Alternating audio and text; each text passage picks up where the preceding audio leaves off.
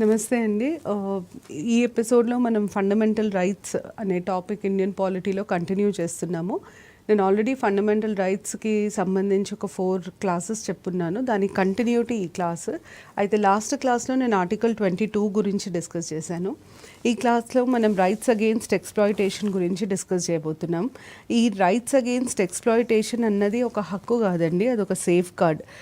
వీటిని మనం సేఫ్ గార్డ్స్గా పరిగణిస్తాం. అంటే ప్రొటెక్షన్ ఇచ్చే వాటిని సేఫ్ గార్డ్స్ అని అంటారు. సో రైట్ అగెయిన్స్ట్ ఎక్స్‌ప్లాయిటేషన్ అనేది ఒక సేఫ్ గార్డ్. దాంట్లో 2 ఆర్టికల్స్ ఉంటాయి, 23 ఇంకా 24.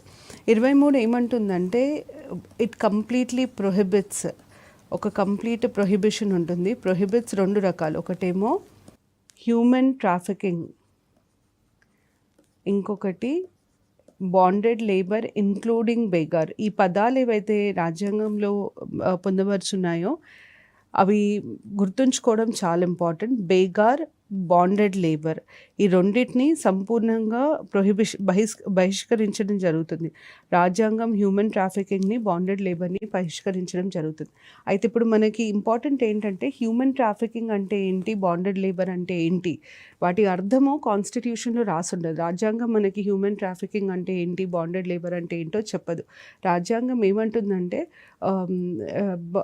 బాండెడ్ లేబర్ని, హ్యూమన్ ట్రాఫికింగ్ని పూర్తిగా బహిష్కరించడం జరిగింది అని మాత్రమే చెప్తుంది. ఈ రెండిటికి సంబంధించి ఎవరైనా అవి పాటిస్తే, అంటే హ్యూమన్ ట్రాఫికింగ్ చేసిన, బాండెడ్ లేబర్ చేసిన, బానిసత్వాన్ని ప్రోత్సహించిన వాళ్ళకి చట్టం ద్వారా శిక్ష పడుతుంది. సో పనిషబుల్ బై లా అని అంటారు. కాన్స్టిట్యూషన్ ఎప్పుడు పనిష్మెంట్ ఇవ్వదండి, పనిషబుల్ బై లా అంటారు. అందుకనే మనకు హ్యూమన్ ట్రాఫికింగ్ అగెయిన్స్ట్ సీత అని అంటారు, separation of immoral trafficking act అది ఉంది. Bonded labour against prevention of bonded labour act 1976 ఉంది. So human trafficking, bonded labour రెండింటినీ పూర్తిగా బహిష్కరించడం జరుగుతుంది రాజ్యాంగంలో. హ్యూమన్ ట్రాఫికింగ్ అంటే మనం ఒక వస్తువుని, ఒక సర్వీస్ని కొన్నట్టు, అమ్మినట్టు మనుషులని కొని అమ్మడాన్ని మనం హ్యూమన్ ట్రాఫికింగ్ అంటాం. ట్రేడ్ అండ్ హ్యూమన్ బీయింగ్స్ అంటే హ్యూమన్ ట్రాఫికింగ్. బాండెడ్ లేబర్ అంటే అసలు జీతం లేకుండా బలవంతంగా పనిచేయించుకోవడం, లేదా చాలా తక్కువ జీతంతో పనిచేయించుకోవడం, దీన్ని మనం బాండెడ్ లేబర్గా పరిగణిస్తాం. మరి బేగార్ అనే పదానికి అర్థం ఏంటి అంటే, బేగార్ని మన భాషలో వెట్టి చాకిరీ అని అంటారు. వెట్టి చాకిరీ అన్న పదం రాజ్యాంగంలో లేదు, కానీ బేగార్ అంటే వెట్టి చాకిరీ అని అర్థం. వెట్టి చాకిరీని కూడా రాజ్యాంగం పూర్తిగా బహిష్కరిస్తుంది. అయితే కొన్నిసార్లు ఏమవుతుందంటే, మనము చట్టాన్ని ఉల్లంఘించినప్పుడు మనకి కొన్నిసార్లు ఎలాంటి శిక్షలు పడతాయి అంటే, సమాజ సేవ చేయమని ఇట్లాంటి శిక్షలు పడతాయి. ఉదాహరణకి ట్రాఫిక్ రూల్స్ని వయోలేట్ చేసినప్పుడు, ఏదైనా ఓల్డ్ ఏజ్ హోమ్లో 4 వీక్స్ సర్వీస్ చేయాలని, లేదా ఏదైనా ఆర్ఫనేజ్లో సర్వీస్ చేయాలని ఇట్లాంటి శిక్షలు పడతాయి. రాజ్యాంగం ఏమంటుందంటే ఇట్లాంటి శిక్షలన్నీ బాండెడ్ లేబర్ లాగా పరిగణించడానికి వీల్లేదు, అవి బాండెడ్ లేబర్ కిందికి రావు. మనం ఒక తప్పు చేసినాం కాబట్టి ఆ తప్పుకి శిక్షగా మనని పనిచేయమంటున్నారు. సో ఇలాంటి పరిస్థితులలో మనకి ఇవ్వబడే పని, మనకి విధింపబడ్డ పనిని మనం బాండెడ్ లేబర్ లాగా కన్సిడర్ చేయలేము అని రాజ్యాంగం చెప్తుంది. 24వ ప్రకరణ చైల్డ్ లేబర్కి సంబంధించింది, బాల కార్మికులకి సంబంధించింది. 24 ఏమంటుందంటే నో చైల్డ్. ఇది చాలా ఇంపార్టెంట్ అండి. దీని మీద కూడా క్వశ్చన్స్ వస్తాయి. Below 14 years can be employed in factories, mines and other hazardous industries. ఎప్పుడైనా గుర్తుపెట్టుకోండి, రాజ్యాంగంలో ఏవైతే ఇవ్వబడడం జరుగుతుందో ఖచ్చితంగా వాటి మొత్తం ప్రతి పదం మీకు తెలిసి ఉండాలి. ఫ్యాక్టరీస్ అన్న పదము, మైన్స్ అన్న పదం, హజార్డస్ ఇండస్ట్రీస్ అన్న పదం, ఇవి మొత్తం రాజ్యాంగంలో పొందపరుచున్నాయి. సో ఫ్యాక్టరీస్ అన్న పదం, మైన్స్ అన్న పదం, హజార్డస్ ఇండస్ట్రీస్ అన్న పదం పొందపరుచుంది. అయితే 24 ఏమంటుందంటే బాల కార్మికులు ఫ్యాక్టరీలలో, మైన్లలో అండ్ హజార్డస్ ఇండస్ట్రీస్లో పనిచేయడానికి వీల్లేదు అని అంటుంది. దీని అర్థం ఏంటంటే చైల్డ్ లేబర్ని కాన్స్టిట్యూషన్ బ్యాన్ చేయట్లేదు. రాజ్యాంగం బాల కార్మికులని బ్యాన్ చేయడం లేదు, దాన్ని ప్రొహిబిట్ చేయడం లేదు, దాన్ని రిస్ట్రిక్ట్ చేస్తుంది. రిస్ట్రిక్ట్ ఎక్కడికి చేస్తుంది? నాన్ హజార్డస్ ఇండస్ట్రీస్కి రిస్ట్రిక్ట్ చేస్తుంది. అంటే మనకు బాల కార్మికులు ఉండొచ్చు, పిల్లలను మనం పనికి పంపించచ్చు, ఎక్కడ? నాన్ హజార్డస్ ఇండస్ట్రీస్లో పంపించచ్చు అని అర్థం. అయితే 24లో మీకు ఇంపార్టెంట్ ఏంటి అంటే 14 ఇయర్స్ అన్న వయోపరిమితి మెన్షన్ చేయడము, తర్వాత factories, mines, hazardous industries mention చేయడం ఇంపార్టెంట్. 23 పూర్తిగా హ్యూమన్ ట్రాఫికింగ్ని, బాండెడ్ లేబర్ని బహిష్కరిస్తాయి. 24 బాల కార్మికులు హజార్డస్ ఇండస్ట్రీస్లో పనిచేయొద్దు, నాన్ హజార్డస్ ఇండస్ట్రీస్లో పనిచేయొచ్చు అని చెప్తున్నారు. అయితే ఇక్కడ ప్రశ్న ఏంటంటే ఏది హజార్డస్ ఇండస్ట్రీ, ఏది నాన్ హజార్డస్ ఇండస్ట్రీ అని మనకు ఎలా తెలుస్తుంది? దానికి సమాధానం ఒక చట్టం ఉంటుంది, prevention and regulation of child labour act అని.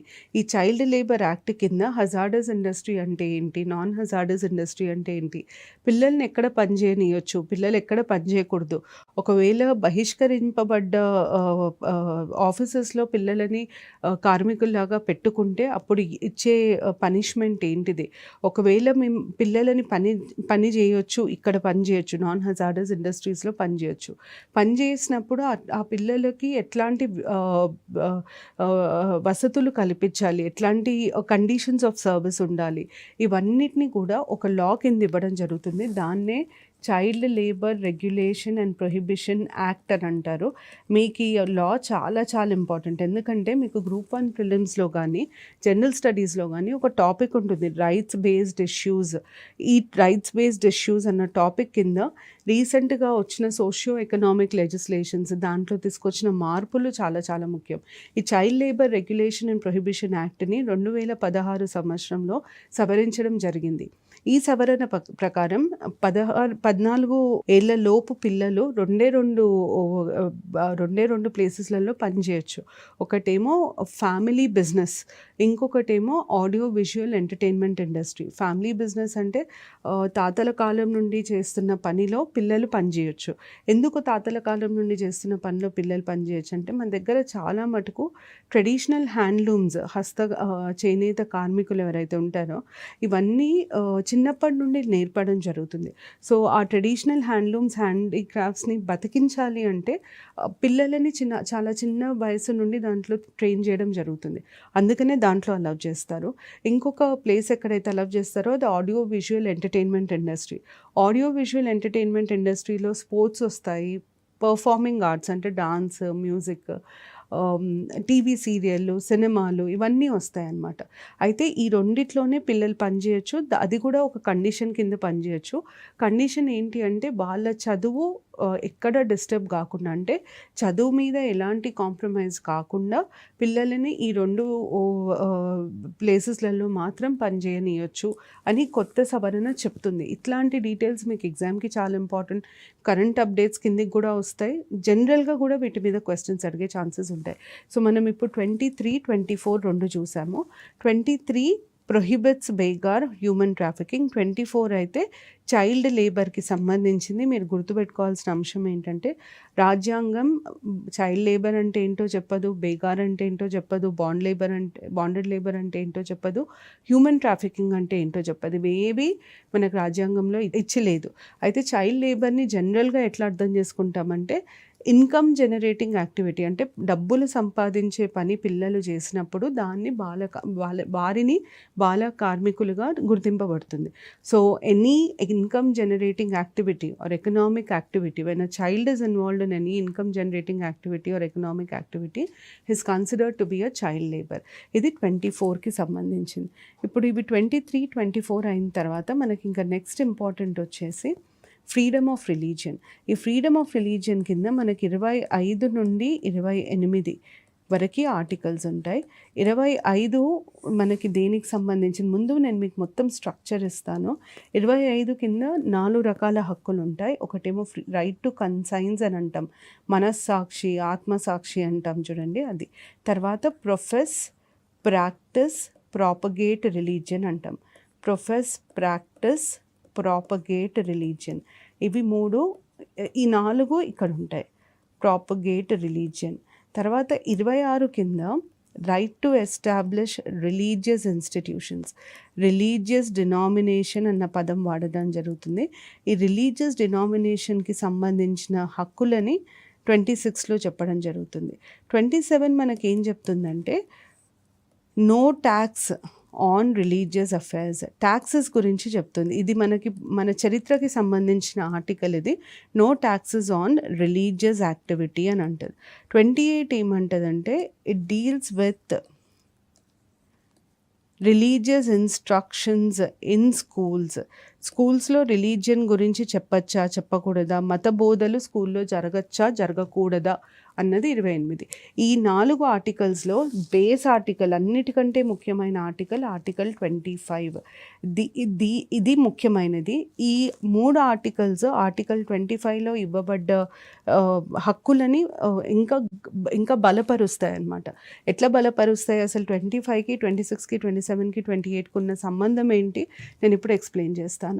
అయితే 25 ఫస్ట్ మనకి ఏమంటుందంటే రైట్ టు కన్సైన్స్ అంటే మన ఆత్మసాక్షి చెప్పినట్టు మనం వినొచ్చు. ఇప్పుడు దీన్ని ఎట్లా అర్థం చేసుకోవాలంటే, నేను యాజ్ అ హ్యూమన్ బీయింగ్ నేను దేవుడిని నమ్మాలా నమ్మకూడదా, అంటే నేను నాస్తికురాలనా ఆస్తికురాలనా, నేను అది ముందు నిర్ణయించుకోవాలి. రైట్ టు కన్సైజ్ నాకు ఏం హక్కు ఇస్తుందంటే, నేను దేవుడిని నమ్మాలనుకుంటున్నానా నమ్మొద్దు అనుకుంటున్నానా, నేను దేవుడిని నమ్మినా నమ్మకపోయినా నాకు అలాంటి హక్కులే ఉంటాయి. రాజ్యాంగం నన్ను ఒకటేలాగా చూడాలి అన్నది అక్కడ తాత్పర్యం. భారతదేశంలో చాలా రకాలైన మూఢనమ్మకాలు ఉంటాయి. భారతదేశంలో మతానికి చాలా ప్రాముఖ్యత ఉంటుంది. ఒక మనిషి నేను దేవుణ్ణి నమ్మను అంటే వాళ్ళని తక్కువగా చూడడము, శత్రువులాగా చూడడము, అసాంఘికంగా పరిగణించడం జరుగుతుంది.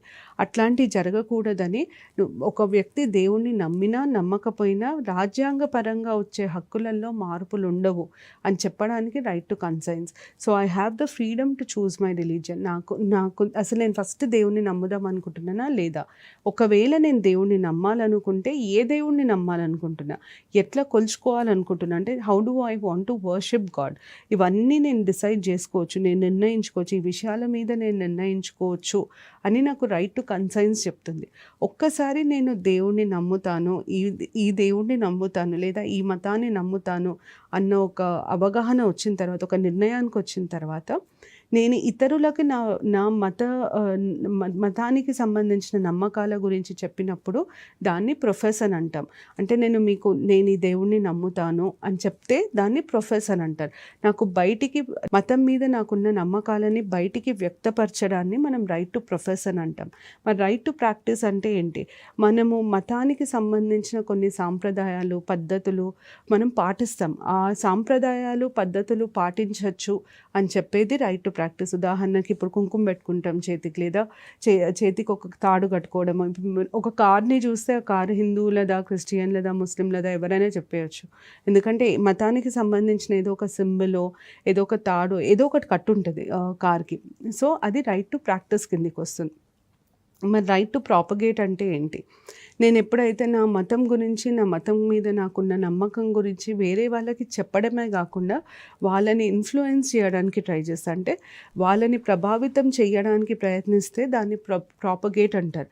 ప్రొఫెస్కి ప్రాపగేట్కి మధ్యలో తేడా ఏంటంటే, ప్రొఫెస్లో నేను వేరే వాళ్ళకి నా భావాలని వ్యక్తపరుస్తున్నా, నా మతానికి సంబంధించి నాకున్న భావాలను వ్యక్తపరచడాన్ని ప్రొఫెసర్ అంటారు. ప్రాపగేట్ అర్థం ఏంటంటే, మతానికి సంబంధించిన నా భావాలని చెప్పుతూ వాళ్ళని ప్రేరేపించడం లేదా వాళ్ళని కూడా ఇన్ఫ్లుయెన్స్ చేయడానికి ట్రై చేయడాన్ని మనం ప్రాపగేట్ అని అంటాం. సో ప్రాపగేషన్ ఎప్పుడైనా వేరే వాళ్ళని మన మతం వైపు మలుచుకోవడానికి లేదా మన మతం గురించి వాళ్ళకి అవగాహన కలిగించి మన మతం గురించి ఆలోచించజేయడానికి చేసేది ప్రాపగేట్. నా మతం ఇది, నా మతానికి సంబంధించిన భావాలు ఇవి అని చెప్పడాన్ని మాత్రం ప్రొఫెషన్ అంటాం. ప్రొఫెస్లో చెప్పడం మాత్రమే ఉంటుంది. ప్రాపగేట్లో ఇన్ఫ్లుయెన్స్ ఉంటుంది. ఎదురు మనిషిని ఇన్ఫ్లుయెన్స్ చేయడానికి ట్రై చేసేది propagate. So concise, profess, propagate, practice ఈ 4 ఉంటాయి. అయితే వీటి మీద కొన్ని నిబంధనలు ఉంటాయి. ఉదాహరణకి నాకు నా మతాన్ని పాటించే హక్కు స్వాతంత్రం ఉంటుంది. అంటే మతానికి సంబంధించిన సాంప్రదాయాలు పాటించే స్వాతంత్రం ఉంటుంది. కానీ ఈ సాంప్రదాయాలు వేరే వాళ్ళ హక్కులని వేరే వాళ్ళ హక్కులని ఉల్లంఘించకూడదు.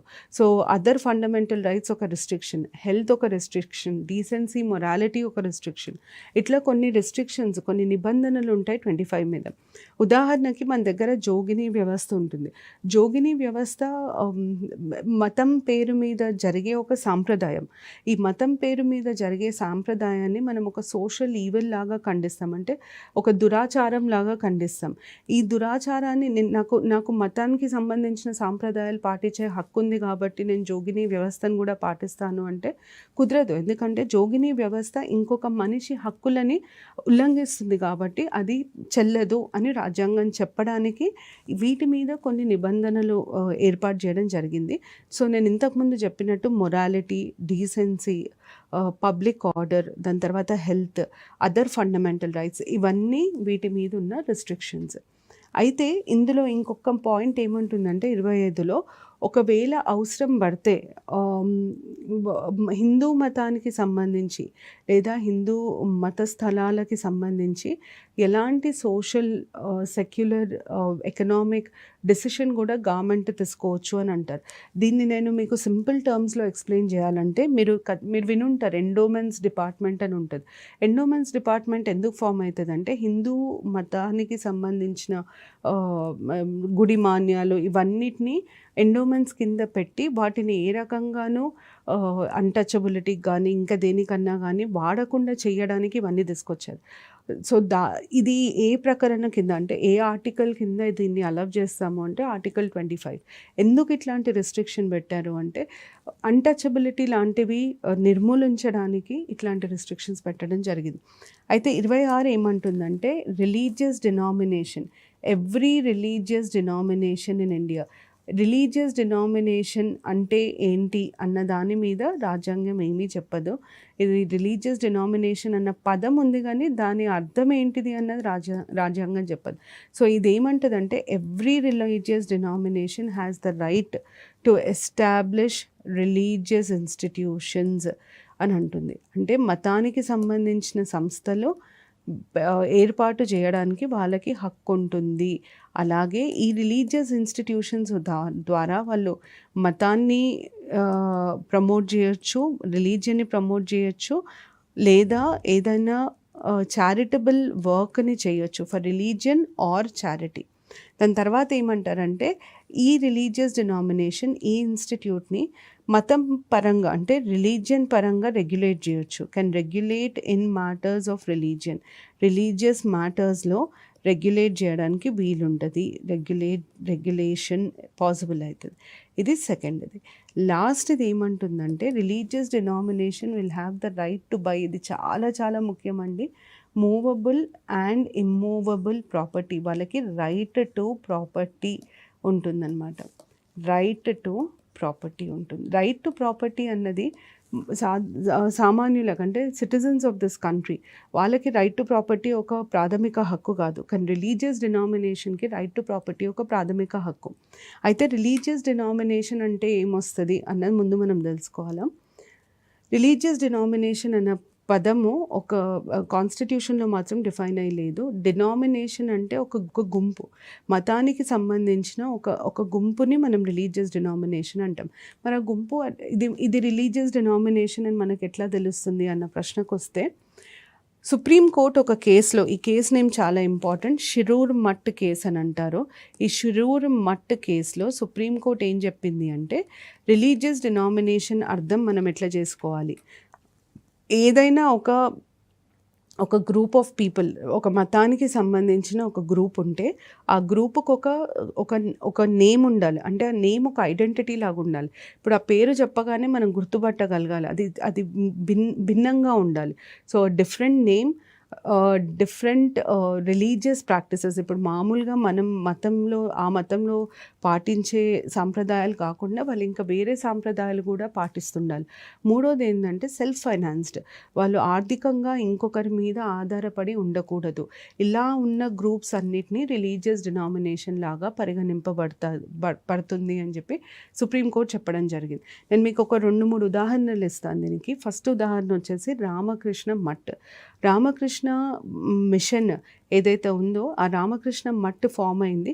దాన్ని మనం రిలీజియస్ డినామినేషన్ అని అంటాం. ఎందుకు వీళ్ళని రిలీజియస్ డినామినేషన్ అంటామంటే, అసలు రామకృష్ణ మఠ్ అనగానే మనందరికీ ఏం గుర్తొస్తుంది? స్వామి వివేకానంద గారు గుర్తొస్తారు, రామకృష్ణ పరమహంస గారు గుర్తొస్తారు. సో వాళ్ళకంటూ ఒక ప్రత్యేక స్థానం ఉంది. దాని తర్వాత మనకి రామకృష్ణ మఠ్ అనగానే వాళ్ళు దేవుడిని కొనియాడే విధానము కానీ పద్ధతి కానీ చాలా వేరుగా ఉంటుంది. రెండోది. మూడోది ఏంటంటే వాళ్ళు చాలా ఫైనాన్షియల్లీ చాలా స్ట్రాంగ్. వాళ్ళకి ప్రభుత్వం నుండి ఏ రకమైన డబ్బులు అవసరం లేదు. ఎందుకంటే చాలా చారిటీ, వాళ్ళకి చాలా రకాల సపోర్ట్ ఉంది. చాలామంది రామకృష్ణ మఠ్కి ఆస్తులు రాసియడం జరుగుతుంది. అలాగే ఇస్కాన్ గురించి మీరు వినుంటారు. ఇస్కాన్ అనగానే మనకి రాధాకృష్ణులు గుర్తొస్తారు. ఇస్కాన్లో రాధాకృష్ణులని పూజించే విధానము చాలా చాలా ప్రత్యేకంగా, చాలా భిన్నంగా ఉంటుంది. ఇస్కాన్కి కూడా సెల్ఫ్ ఫైనాన్స్డ్, ఇస్కాన్ గవర్నమెంట్ మీద ఆధారపడి లేదు. సో ఇస్కాన్ని రిలీజియస్ డినామినేషన్ అంటారు. మీకు గుర్తుంటే కోవిడ్ ఫస్ట్ వేవ్ అప్పుడు తబ్లీగీ అనే ఒక ముస్లిం గ్రూప్ గురించి మాట్లాడాం. తబ్లీగీ కూడా రిలీజియస్ డినామినేషన్. సో ఇట్లా ఎవరికైతే భిన్నమైన పేరు, భిన్నమైన సాంప్రదాయాలు, ఆర్థికంగా స్వయం ప్రాతిపదికన ఉండే సంస్థలు ఉంటాయో, గ్రూప్స్ ఉంటాయో, రిలీజియస్ గ్రూప్స్, వాటిని మనం రిలీజియస్ డినామినేషన్ అంటాం.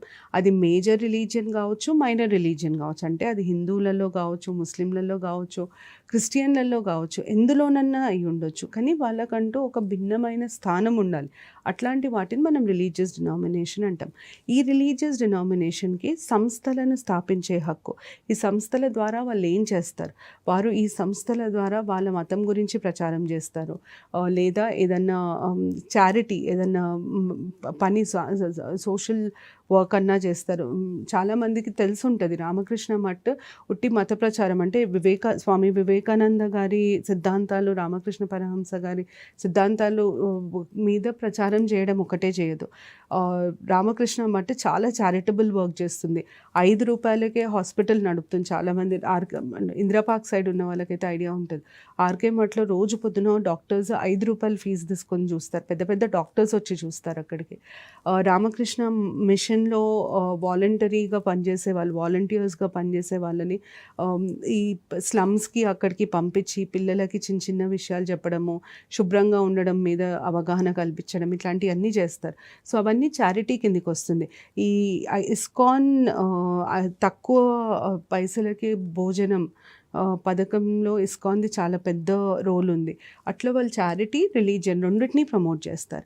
అయితే ఈ సంస్థలకి మతానికి సంబంధించి వారు నియంత్రించుకోవచ్చు. అంటే మతానికి సంబంధించి వాళ్ళు పాటించే సాంప్రదాయాలని వారే రెగ్యులేట్ చేసుకోవచ్చు అని కూడా ఈ ఆర్టికల్ చెప్తుంది. అంటే అర్థం ఏంటంటే, నేను ఎప్పుడు పూజ చేస్తాను, నేను ఎలా పూజ చేస్తాను, నేను పూజ చేసేటప్పుడు, నేను ఆరాధించేటప్పుడు ఎవరిని రానివ్వచ్చు, ఎవరిని రానివ్వకూడదు, ఇవన్నీ కూడా ఆ సంస్థనే నిర్ణయించుకుంటుంది.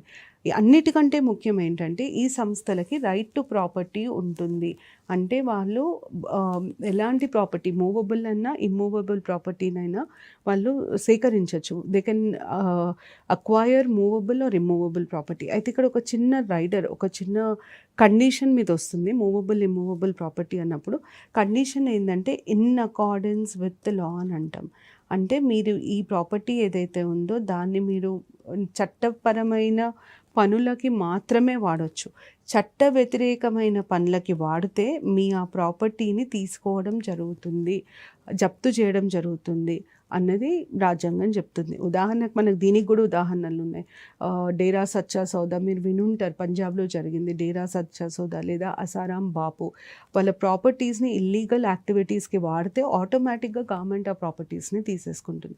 అయితే 26కి 25కు ఉన్న సంబంధం ఏంటి అంటే, మనం 25లో right to profess, practice, propagate religion అంటున్నాం. ఇప్పుడు నేను నా మతం గురించి ప్రచారం చేయాలి అనుకుంటే నాకు ఒక స్థలం అంటే నాకంటూ ఒక స్థలం కావాలి, నలుగురు నా దగ్గరికి రాగలగాలి, నేను ఒక దగ్గర ఉండి చెప్తాను అన్నది తెలియాలి, అక్కడి నుండి నా మత ప్రచారం జరగాలి. అందుకనే 66 కింద మతానికి సంబంధించిన సంస్థలను స్థాపించవచ్చు అనడం జరిగింది. సో 26 మనకి రైట్ టు ప్రొఫెస్, ప్రాక్టీస్, ప్రాపగేట్ని సపోర్ట్ చేస్తుంది. మరి 27 ఏమంటుంది? నో ట్యాక్సెస్ ఆన్ రిలీజియన్ అని అంటుంది. నాకు తెలిసి మీరు అందరూ జోధా అక్బర్ సినిమా చూసుంటారు. అక్బర్ పేరు జలాలుద్దీన్ మొహమ్మద్. వారికి అక్బర్ అన్నది ఒక టైటిల్. అక్బర్ అన్న టైటిల్ అదొక ప్రజలు ఇచ్చిన బిరుదు, ఆయనకి ప్రజా బిరుదు. ఎందుకు వారికి ఆ బిరుదు ఇవ్వడం జరిగింది అంటే, అప్పట్లో హిందువులు పిలిగ్రిమేజెస్కి వెళ్ళినప్పుడు, అంటే హిందువులు వాళ్ళ దేవుళ్ళని దేవతలని దర్శించుకోవడానికి తీర్థయాత్రల మీద పోయినప్పుడు వాళ్ళు ఒక పన్ను కట్టాల్సి వచ్చేది. దాన్ని జిజియా అనేవాళ్ళు. ఆ జిజియా ట్యాక్స్ని వారు తీసేశారు కాబట్టి, వారు రద్దు చేశారు కాబట్టి, వారికి ప్రజలందరూ కలిసి అక్బర్ అన్న కితాబ్ ఇచ్చారు అని ఆ సినిమాలో చూపించారు. సో బేసిక్గా నో ట్యాక్స్ ఆన్ రిలీజియన్కి అర్థం ఏంటంటే, ఒక వ్యక్తి తన మతాన్ని పాటించడానికి లేదా ఆ మతంలో ఉన్న సాంప్రదాయాలని పాటించడానికి ఎలాంటి పన్ను కట్టాల్సిన అవసరం లేదు, అది ఏ మతమైనా సరే. అందుకని మీరు గుడికి వెళ్తే మీకు గుడికి అర్చన టికెట్ ఉంటుంది, లేదా అభిషేకం టికెట్ ఉంటుంది, కానీ సర్వీస్ ట్యాక్స్ ఉండదు దాని మీద. మత సంస్థల మీద ట్యాక్సెస్ ఉండే. ఇన్కమ్ ట్యాక్స్ యాక్ట్ కింద మత సంస్థల్లాగా గుర్తింపబడ్డ సంస్థల మీద ఎలాంటి పన్ను విధించడం జరగదు.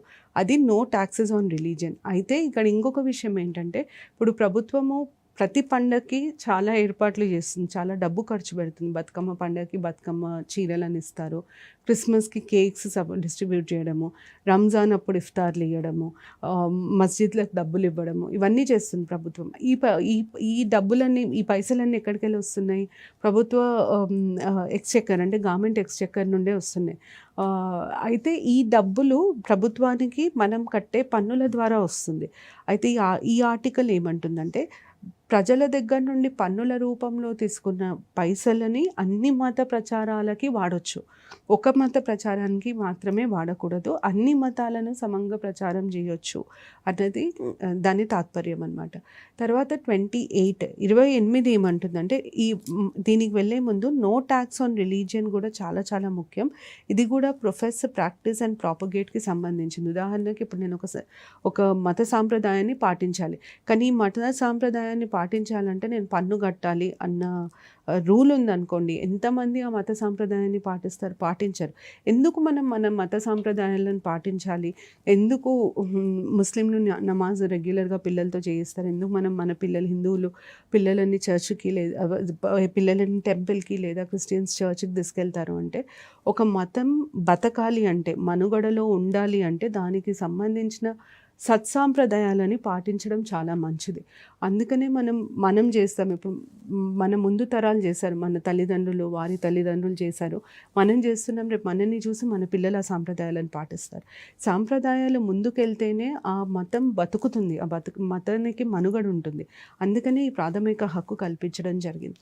తర్వాత 28 ఏమంటుందంటే, స్కూళ్ళల్లో మతం గురించి ప్రచారం చేయొచ్చా చేయకూడదా అన్న ప్రశ్న తలెత్తినప్పుడు 28 రకరకాలుగా చెప్తుంది. అంటే మనకి రకరకాల స్కూళ్ళు ఉన్నాయి. ఉదాహరణకి మనం గవర్నమెంట్ స్కూల్స్ అని అంటాం, అంటే గవర్నమెంట్ ఓన్డ్ స్కూల్స్. ఇవి గవర్నమెంటే స్థాపించి గవర్నమెంటే నడుపుతున్న స్కూళ్ళు.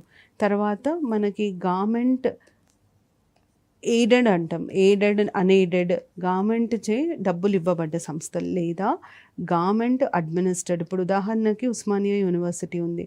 ఉస్మానియా యూనివర్సిటీని 7th నిజాం రాజు స్థాపించడం జరిగింది, కానీ దాన్ని ఈరోజు చూసుకునేది మాత్రం గవర్నమెంట్. తర్వాత మనం ప్రైవేట్ స్కూల్స్ అంటాం, ప్రైవేట్ వాటిని అన్ఎయిడెడ్ అని కూడా అంటాం. అంటే వారికి ఎట్లాంటి ఫైనాన్షియల్ సపోర్ట్ గవర్నమెంట్ నుండి రాదు. ఇవి కాకుండా రిలీజియస్ ఇన్స్టిట్యూషన్స్ అంటాం, రిలీజియస్ ఎడ్యుకేషన్ ఇచ్చే ఇన్స్టిట్యూషన్స్. ఉదాహరణకి మదర్సాలు అంటాం. మదర్సాలలో మతానికి సంబంధించిన ఎడ్యుకేషన్ ఉంటుంది. అలాగే వేద పాఠశాలాస్, వేద స్కూల్స్, వేదాలు నేర్పిస్తారు. ఇవి రిలీజియస్ ఎడ్యుకేషనల్ ఇన్స్టిట్యూషన్స్. అయితే ఇందులో దేంట్లో మనం మత ప్రచారం చేయొచ్చు, దేంట్లో చేయకూడదు. రాజ్యాంగం ఏమంటుందంటే గవర్నమెంట్ ఓన్డ్ స్కూల్స్లో నో రిలీజియస్ ఇన్స్ట్రక్షన్స్, ఎట్లాంటి మత ప్రచారం చేయడానికి వీల్లేదు. ప్రభుత్వ పాఠశాలలలో ప్రభుత్వంచే సపోర్ట్ చేయబడ్డాయి ఎయిడెడ్, అడ్మినిస్టర్డ్, ప్రైవేట్ వాటిలలో మత ప్రచారం అలౌ చేస్తారు. ఎస్, కానీ నో కంపల్షన్, అంటే ఖచ్చితంగా నువ్వు వినాలి అన్న రూలు పెట్టడానికి వీల్లేదు. వాళ్ళకి నచ్చితే వింటారు పిల్లలు, నచ్చకపోతే విద్యార్థులు వినరు. మీరు చెప్పాలనుకుంటున్నారు, మీరు చెప్పండి, మీకు చెప్పే హక్కు ఉంటుంది. వినాలా వినొద్దా నిర్ణయించే హక్కు విద్యార్థులకు ఉంటుంది. ఇక్కడికి వచ్చేసరికి మదర్సా, వేద పాఠశాల మతానికి సంబంధించిన సంస్థలు, విద్యా సంస్థలు కాబట్టి అక్కడ మతమే బోధింపబడుతుంది. అక్కడ చేరి నేను మతం వినను అంటే కుదరదు. సో ఇక్కడ కంపల్సరీ వినడం, కంపల్సరీ బోధించడం కంపల్సరీ.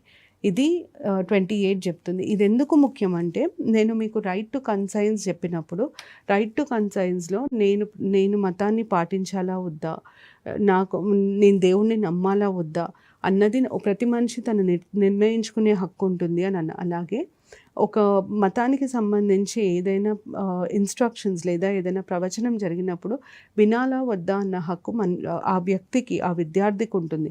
ఆ హక్కుని పరిరక్షించడానికి ఆర్టికల్ 28 కింద రిలీజియస్ ఇన్స్ట్రక్షన్స్ గురించి మాట్లాడడం జరిగింది. ఇది right to freedom of religion, ఇంకా రైట్స్ అగెయిన్స్ట్ ఎక్స్‌ప్లాయిటేషన్‌కి సంబంధించిన ఇన్ఫర్మేషన్. నెక్స్ట్ ఎపిసోడ్లో నేను 29, 30, 32 ఈ 3 హక్కులని డిస్కస్ చేస్తాను. దాంతో ఫండమెంటల్ రైట్స్ అయిపోతుంది. Thank you.